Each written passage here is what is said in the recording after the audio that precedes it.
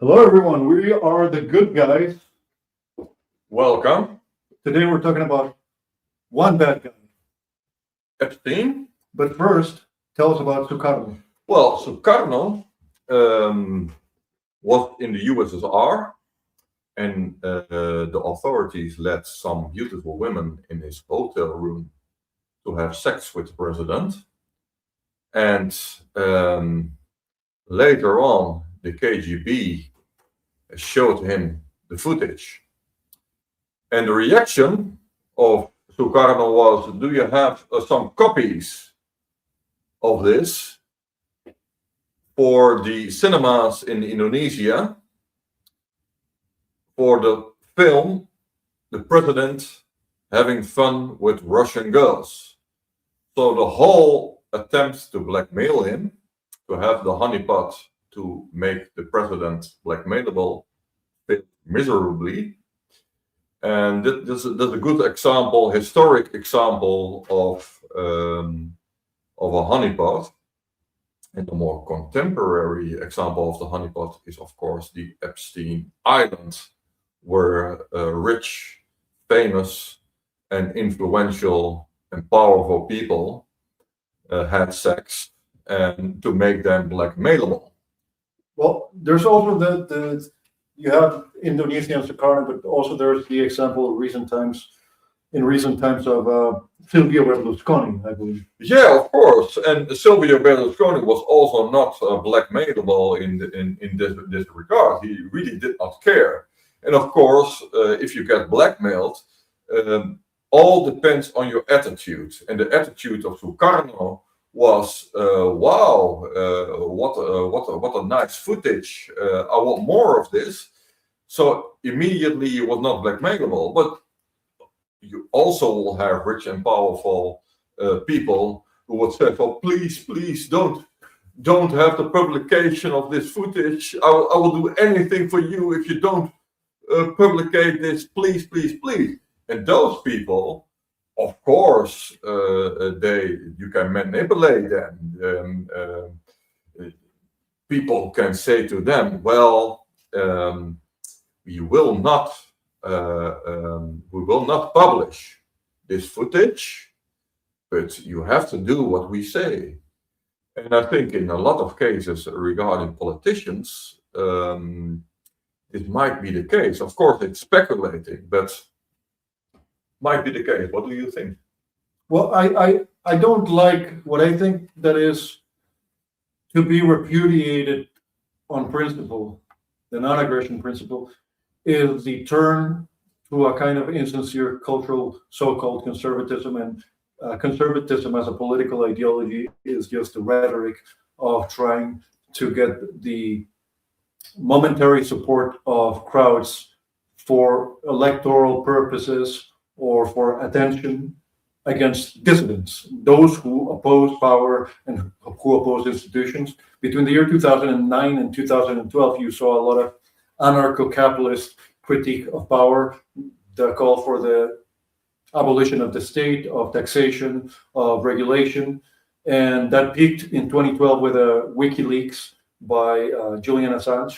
Since then, or not since 2012, but at least since 2016, with the coming of Jordan Peterson, you see this American white Anglo-Saxon Protestant cultural sensitivities, which are completely insincere, coming back to the foreground and eclipsing the libertarian critique of aggression. And the reason why this is relevant is very simple. At worst, this is some guy who came up with a brothel or a whorehouse for rich people. Yeah. What is absent from the analysis everywhere is not the sensationalism of the media distracting from the actual problems that the population are suffering now, from inflation to financial volatility to regulation to problems of mass migration that comes at the expense of the taxpayer. This is not what is being emphasized. What is being emphasized is a kind of fake moral outrage at the immorality, but this is immorality in too sanctimonious, too Puritan a sense. This is the morality of integrity. The morality of libertarianism is you don't attack others, you don't use force to get others to submit to you, you don't extort others or rob from them, and to initiate force against others who have not initiated force against you is unacceptable, and it leaves them, the victim, open to exercise self-defense or anyone to defend them. Now, what is the morality of the Epstein case? Very simple. If some guy runs a brothel for the rich and powerful and famous, that is their business. But the immorality, the true anti-libertarian immorality is in The rape.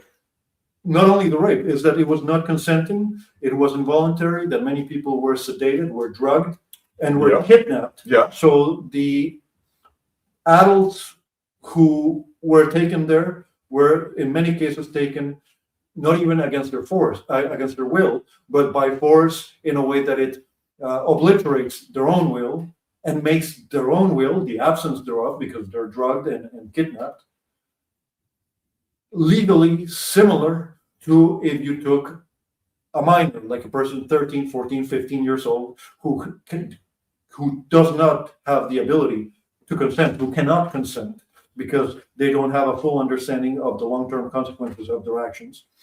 And so that is what makes it unlibertarian. But Yeah. the whole moral outrage about things that do not stand up to the verifiability of a court of law, that is, to prove the allegation beyond the shadow of a doubt, makes the whole thing a big sensationalist attempt at character assassination of the rich and powerful. A lot of them are both rich and powerful, but appealing to a kind of electoral politics of be outraged as a Christian. Well, no. What makes you a sincere Christian is your self-preservation desire, your rational self-interest. I need God to save myself and obtain resurrection and eternal life. I need God. God doesn't need me. I don't have the power to do that out of my own strengths. Therefore, I accept God. I put my intellectual pride of being an atheist aside because it's a rational decision to do this. But I admit that I don't know. I don't have a scientific empirical test that I can replicate to verify the existence of God, to affirm it and convince others. I don't know any better than anyone else. But from there to the Puritanism of integrity, of I try to keep the entire moral law and aspire to follow Christ in everything that I do, so such that I am outraged at the sexual perversion and adulterous promiscuity of the people going to Epstein's. This is so ridiculous that the presumption is that somehow our so-called political leaders, that is the public relations, the face of the deep state, the Trumps, the Bidens, and the Hillary Clintons, the Bill Clintons, that these people are somehow more moral than the average middle class or poor people. They're not. Actually, that is very shocking because those people assume that the elite should be even more moral than the average person. While in a lot of cases, those people are very narcissist, and that's also one of the reason and psychopathic. That's also one of the reasons that they became a politician. Because never forget, every politician wants power over other people, has the ambition to have power over other people. Remember this. If you want one characteristic of a politician, inherent characteristic is that a politician wants power over other people. And what kind of people want power over other people? That is including the psychopaths. Yeah, but here I have a lot of. So don't be surprised. Yeah, but here I have a lot of confused categories that have to be broken down into their proper place.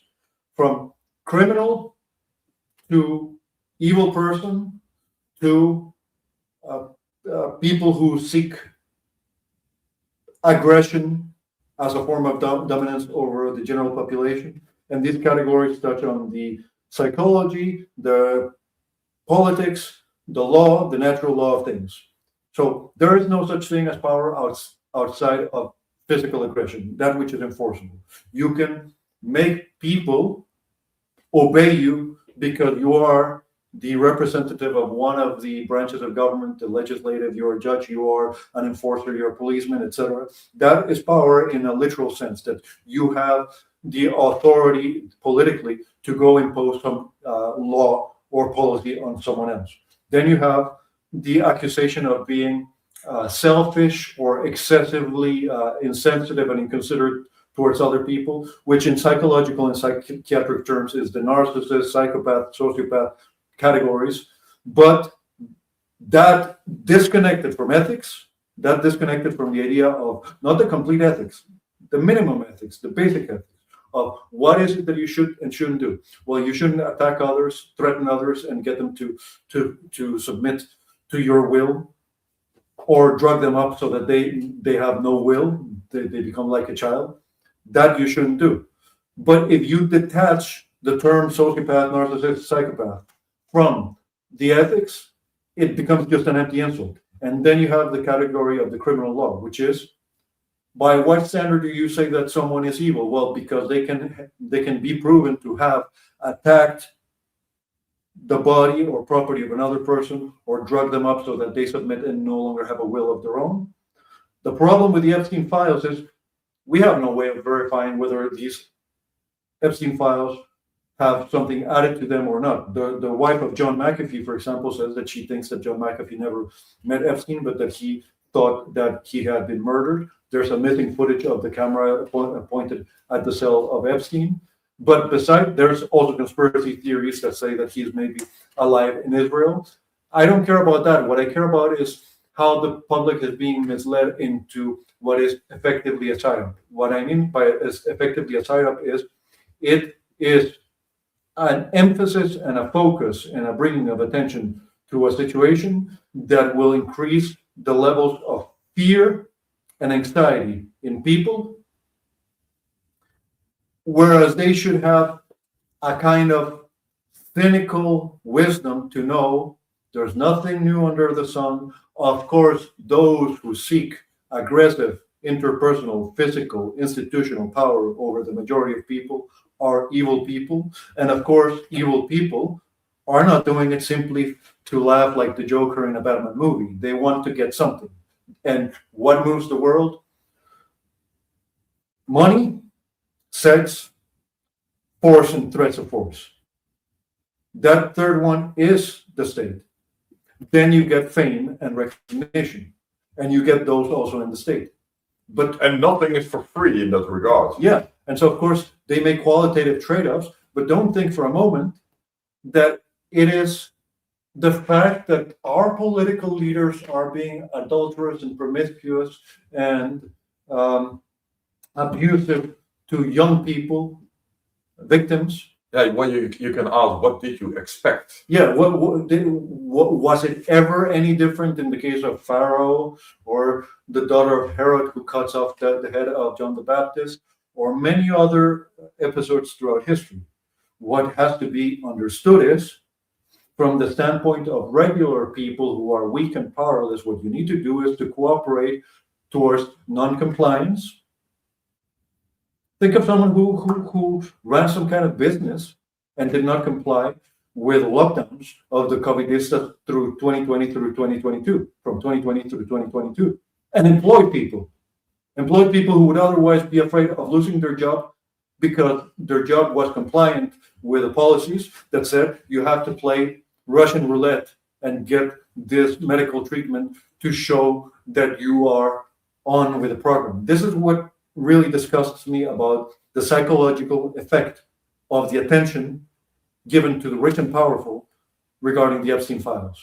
Some people say, oh, the Mossad was behind Epstein in order to blackmail the people in the American state.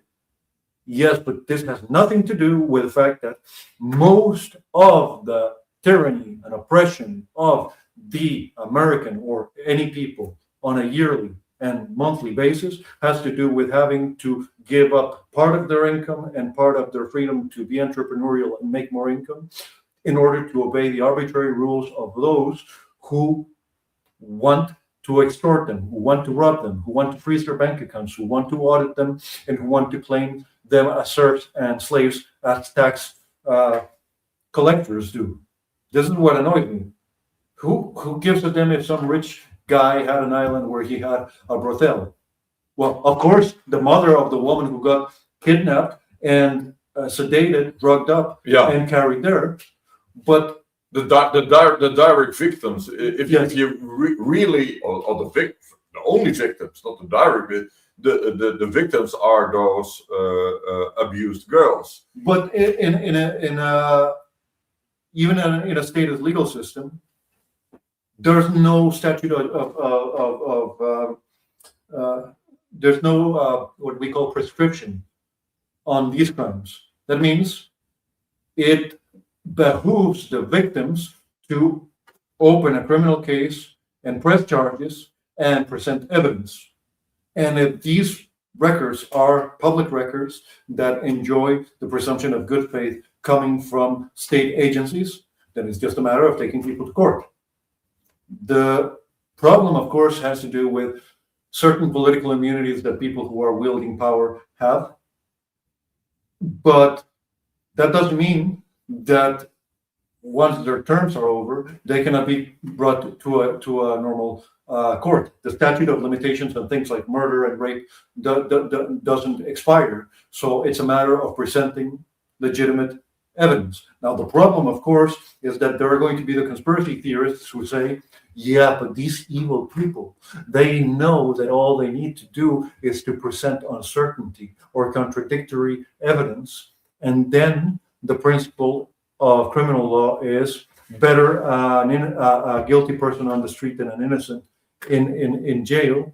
And so all you need to do is create confusion in terms of the elements of evidence, such that you can never say there's beyond the shadow of a doubt proof. Well, it will be interesting, for example, if they find film material or photographs of those powerful people caught in the act. That will be very interesting. Supposedly, the Department of Justice is in possession of footage Yeah, of this. if there is actual footage, then it becomes interesting. Now, of course, And right now, we have these files and a lot of allegations, but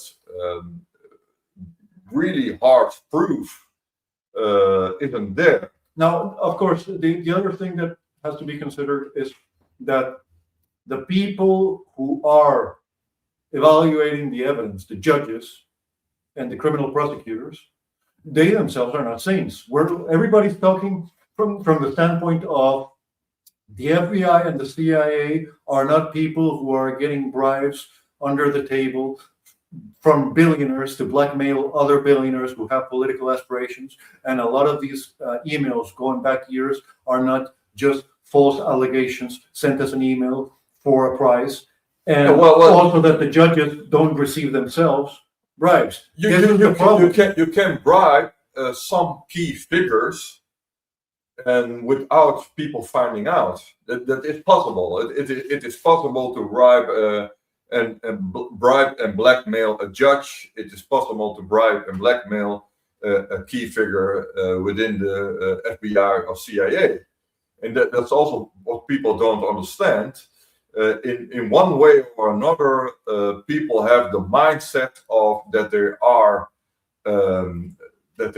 people who are immaculate and who are unbribable and who are unblackmailable. Yeah, people of integrity. Yeah, but And those people actually don't exist because those people are human beings, as everyone. yeah, but if they existed, they would be people like us, like Roger Ver, like Julian Assange, like Ross Ulbricht, like John McAfee, people who are against specific structures that are legal institutions of the system, like the enforceability of taxation, the enforceability of regulation. The enforceability of regulation, you can call it a blockade. What is retarded is to think what wasn't that line by Bob Marley? You can fool some people sometime, but you cannot fool all the people all the time. It was sang by Peter Tosh. Later on, I discovered it was actually a quote of Abraham Lincoln, which is you can fool some people sometimes, but you can't fool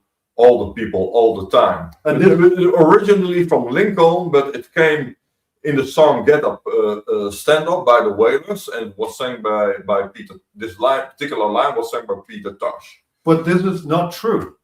If you have the central banking system at your disposal and something like 300,000 crypto at your disposal, and you are the Bilderberg elites of the world, you can bribe the relevant actors who are those Supreme Court justices, courts of the higher court of judges of the higher court of appeals, etc., criminal prosecutors, and deep state bureaucrats, FBI, DEA, CIA, etc., Interpol, to produce false evidence and make false testimony. And you can even determine who will become popular or world star to have them already blackmailable in an early stage. That's the other thing. That's very conspiracy-like thinking, but nevertheless, that is possible. It is possible that only those politicians or Hollywood stars who are blackmailable have a path to make a career. But not only that. It is not only possible, it is the case in every single historical civilization that we can study, going back to ancient Rome. And for example, why do all those Hollywood stars and singers why are those people so conformist regarding their opinions? And of course, you can think about, well, this must be a fashion. But it also might be a kind of pre-selection procedure. Yeah, and the thing is, these Hollywood stars, they tend to be millionaires. You don't have many billionaires. So here you see a kind of ladder of power. The people who are supposedly those who the public and the general population knows about, who are supposedly in dispute right now, we are told are billionaires. I don't know. I haven't looked into their bank accounts, like the Trumps, the Jeff Bezos, the Elon Musks, etc. And the Hollywood are millionaires and so on. But what about the people nobody knows their name or who they are, who are behind the central banks, who are behind the deep state, who are behind the military-industrial complex, and who call the shots? This, to me, the whole Epstein thing seems to me like electoral politics, character assassination, propaganda. It is by focusing on a false sense of moral integrity is becoming naive in your condemnation. Because the whole point should be that those who are dissidents understand the problem with the system is the legal enforceability of the rules that come out of Parliament and the presumption of good faith that policemen and criminal prosecutors and the deep state and the classification of data to the public have, and the enforceability without appeal of judges who have a monopoly, the state monopoly on dispute resolution. If you understand that, then you call for the abolition of slavery, the abolition of statism, the abolition of the enforceability of taxation and regulation. But nobody's talking about the libertarian analysis of the Epstein files are wrong not because sex blackmail is being used to character assassinate politicians and how horrible it is that they were apparently abusing minors. No, that is not the immorality. The immorality is the people who were brought there, they were brought there not even against their will, sometimes without any will, as passed out, drugged up, sedated, kidnapped, slaves. Yes. And nobody's talking about that. Yeah. People are talking about now they are really going to come out. Some files have been redacted. Maybe there's footage. The Department of Justice is saying this. Cash Patel said this in front of Congress, but he was really lying. What kind of legitimacy and face can these people have? And it's like, but they didn't have any legitimacy or authority anyway. It was all a kabuki theater from the get-go. But the insincere return to Christianity of the West, out of desperation, maybe during COVID, out of opposition to the flooding by tax-dependent foreigners, or out of opposition, controlled opposition to the other alternative of the political elite, the ultra woke, socialist, Marxist, woke, transgender, LGBTQ. All of this is controlled opposition by not being fundamental, radical abolitionism. And I'm not saying that it should be revolution, but you shouldn't become naive. You should be cynical and as moral as it's reasonable for people from all strata to be presumed to be. Oh, well, right now, for example, in Spain, there's the common restriction of teenagers, minors, to access social media. And of course, you can package this as protecting or the willingness to protect the teenagers, but of course, the reason is different. The reason is they want to have a civilian state. They want to have control over the people who log into social media, to control the opinions on social media. That is the reason. But to package it as protecting the minors, you also can have the conservatives with you, because the conservatives have still this naivety of wanting legislation for what should be culturally the case, and they're undermining the authority of the parents. That's also the irony of it. The funny thing is, there is the non sequitur or the fallacy of the conclusion doesn't follow from the premises, which is like this. Conservatism is the lifestyle that follows from biblical Christianity and that should be defended through political instruments that have been passed into law. Anyone who is idiotic enough to think that this is possible does not understand that the state is about money and fame and control over most people, and that anything that is presented to enforce the protection of the young, the family, and society by the legislators, by the enforcers, by the state, is just a way of enforcing more control over general society. Yes, you can be a Christian. Be a Christian. I'm one. I also need God to save me and resurrect me. And I'm willing to put aside my intellectual pride for that sake. And yes, in that is the Christian ethics of trying to not do harm to others, not destroy others, but love them as you love yourself, which actively is being charitable to other people, like helping poor, etc. And passively, which is more important, is not trying to destroy, harm, or make others submit to your will by threatening them with destruction or harm.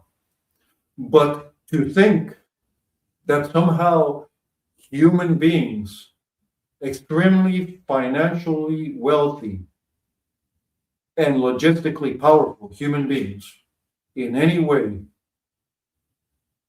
care to enforce the lifestyle that follows from Christianity is not only naive, it's stupid. And the other flip side, which is to say, you see, but I knew it, and everybody thought that Trump was a good guy. Well, there are actually two phenomena which are both absurd. The idea that the elites are morally better, and the idea that the proletariat is morally better. Both are completely wrong. And a lot of people fall for this idea. They suppose, for example, that the elites are satanic, or that the lower classes are good, both is completely wrong. We are human beings, and we both have evil and the good sides, and we should fight against our dark sides, of course. But But the whole idea that in one way or another, successful, famous, or powerful people are better or worse is actually very naive. Yeah, I mean, what you want is to have a minimum common denominator of the unacceptable. And the unacceptable is the initiation of the use of force against other people, their property, and the destruction of their capacity to resist, which is like to put a drug into someone's drink to make them pass out, and then they have no will of their own, or to children who don't have a will of their own because they don't understand the mechanisms of the world, etc. Now, there are those who are Christians and say, well, in order to come to God, you have to become like a child. Yes, but that doesn't mean innocence. This means a learner. What does a child do? Take language. A child pays attention, listens, observes, and learns about the universe. He becomes wiser. This is the essence of the understanding. Understanding is an intellection, is the aspect of us that is made in the likeness of the universal intellect, God. It is not, well, you have to try to go back to the naive innocence of when you were a child and preserve your own children in that naive state for as long as possible, like if they were Amish children. Yeah, then what you're doing is the opposite of the old Roman maxim. If you want peace, prepare for war. You don't seek war, you prepare for it because it seeks you.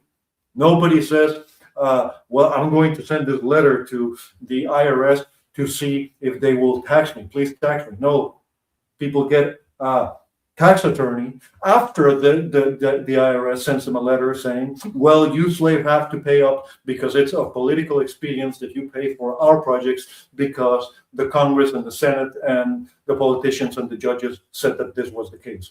This is where people have completely lost the vision. And as you say, they assume either that the political elite are not human, that they're like somehow demons or aliens or something like that, or that they are themselves less corruptible than the political elite. You have never found yourself in a situation when $1 trillion is more than a billion by many zeros.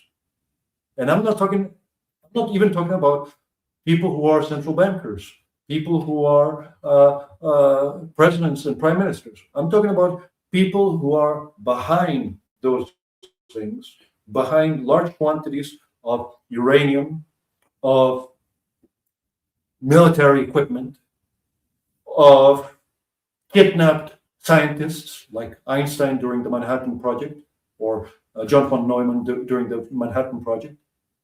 And they say, well, we will not kill your great-grandchildren for 3 generations and give you $1 trillion, but we need you to do this.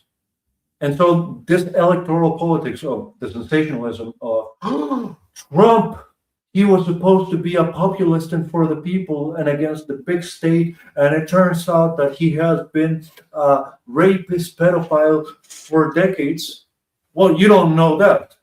I mean, you know that he has enough money to bribe a judge that will decide on whether that is true or not, based on the apparent evidence that the state themselves, which is not a single group with unified interests. There is the Epstein, Clinton, Podesta side of the military-industrial complex side of the deep state, and then there's the Dick Cheney, George W. Bush Sr., Dutch W. Bush Jr. side of the military-industrial complex, and they may be in cahoots with each other. Doesn't mean that their interests align at every step of the way. So what annoys me really is that the people don't realize what follows from this. What follows from this is this.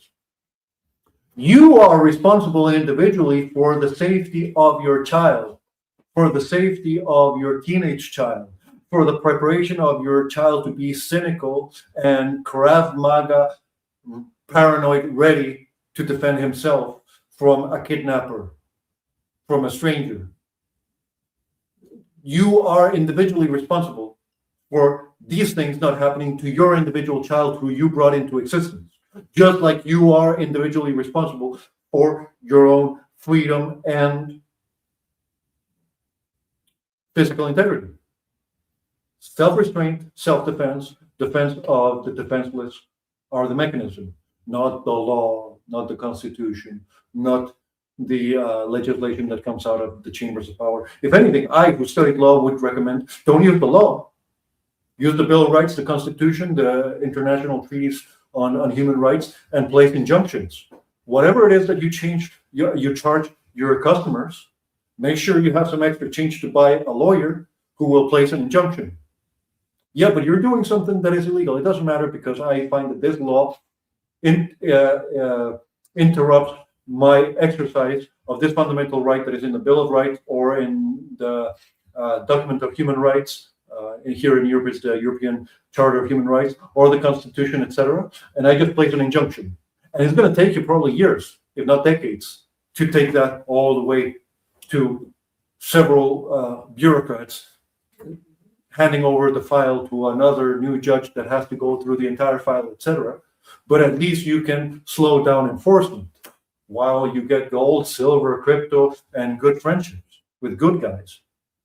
But to think that this is an indicator of anything other than there is nothing new under the sun is not only naive, is to enable, as you said, to enable evil, to say the state should pass laws that protect children and family from perverts such as Epstein. What do you think the perverts such as Epstein are going to do? If you ban guns, only crooks will get guns, and they will get guns illegally under the table. And if you ban freedom of speech, you only allow certain speech, and it also means that you don't allow people on those platforms who derive from the acceptable speech. And that means that the narrative never gets challenged, which is very dangerous. And that's also one of the dangers with EU social platform. An EU social platform will lead to limited speech and no freedom of speech at all. And of course, it is true that at this moment, of Elon Musk, also neo-Nazis and communists having their freedom of speech. That is true.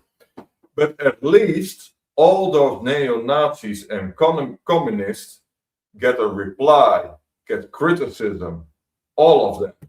That's not gonna happen with a platform with a restricted freedom of speech. The other thing is, if people under 16 years old are not allowed to go to a social platform that is undermining the authority of the parents.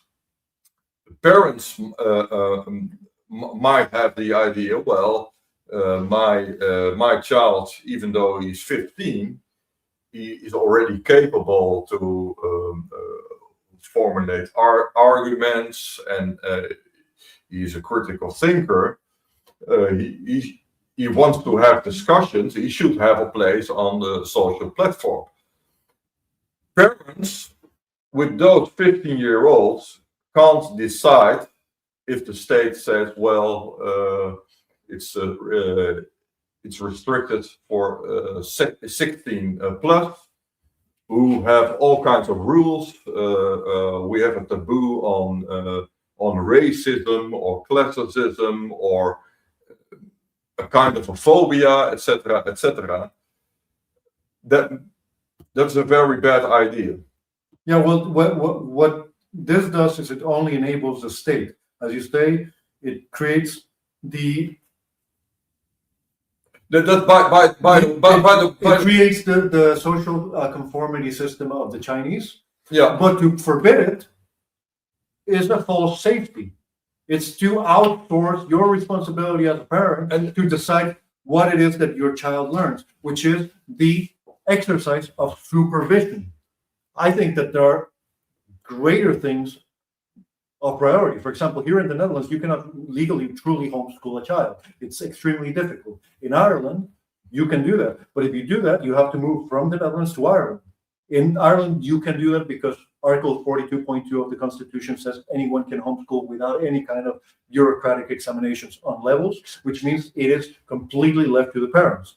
That is a priority. But if you silence free speech online, all you're doing is you're enabling evil. You're supposed to disable evil and enable goodness. But remember, there's a limit. There's a limit, which is everything that you hear from the media, like during the 2020 through 2022, it's hearsay to you. Unless you have access to the means of verification and confirmation, you don't know.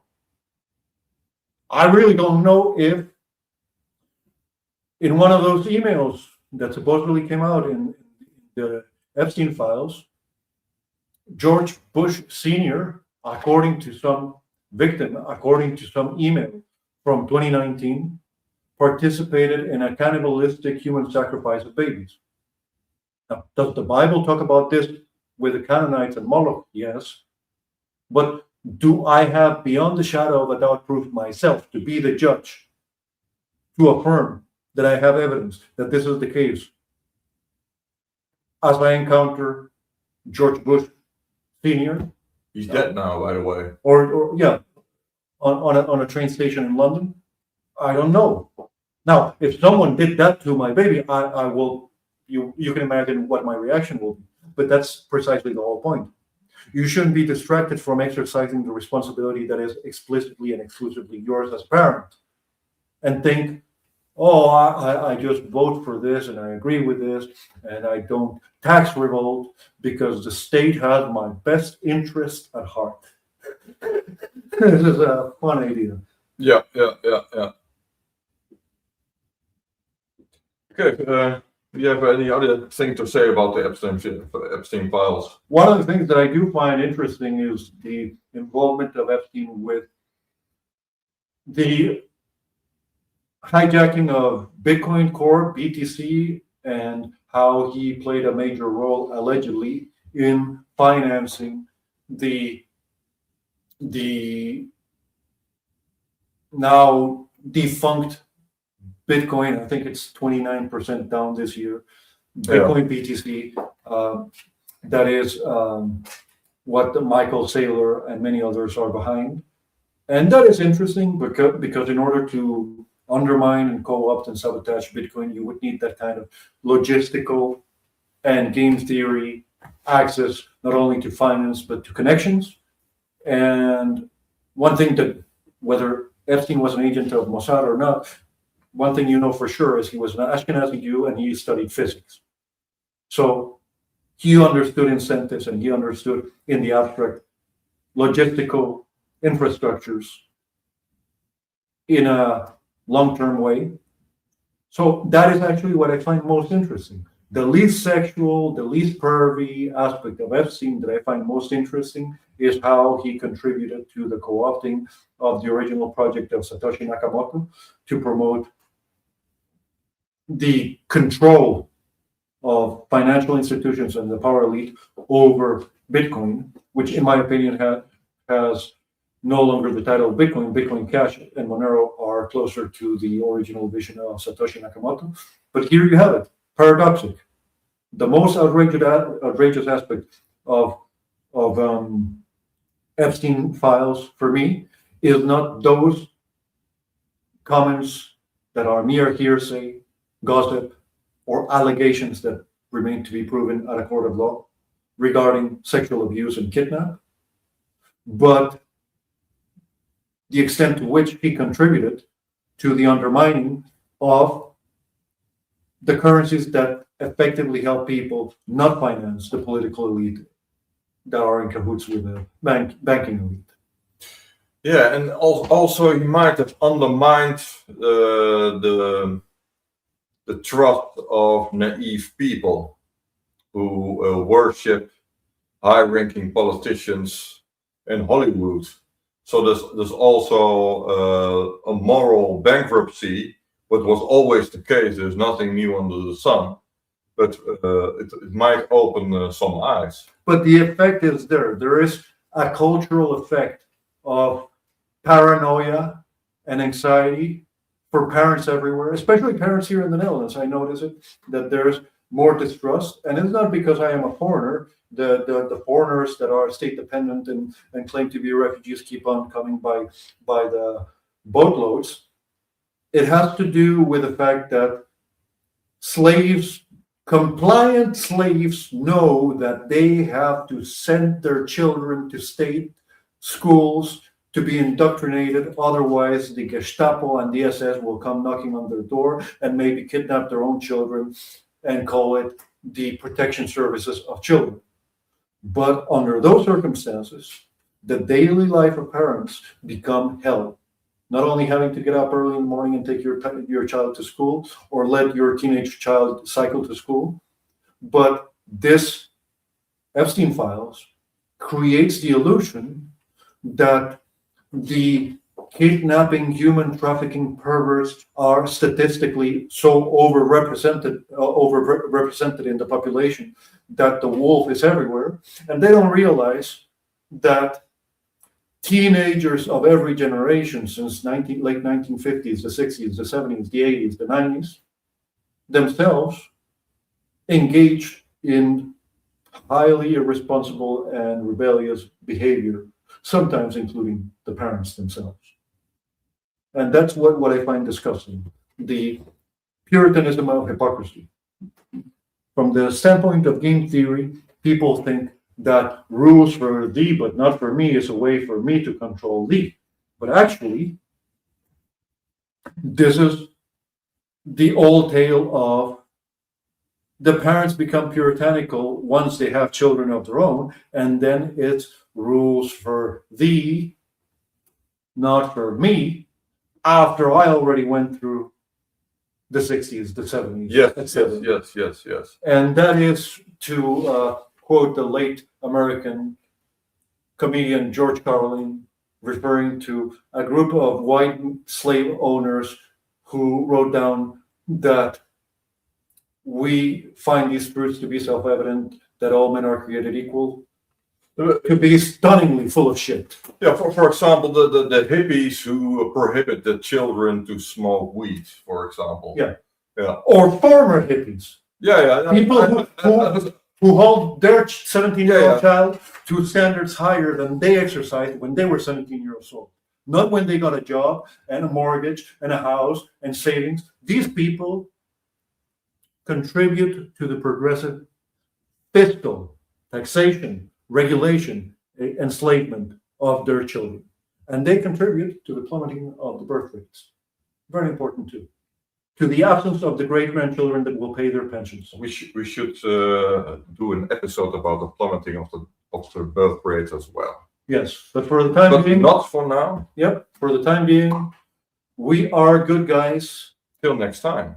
Keep on sending this to everyone you know. I am sure that you're not going to find analysis like this anywhere else simply because I am on YouTube. I see what YouTube puts out. I see who gets subscribe as well. Yep, yes. I see who gets the most subscribers, the most views, etc. I see the controlled opposition.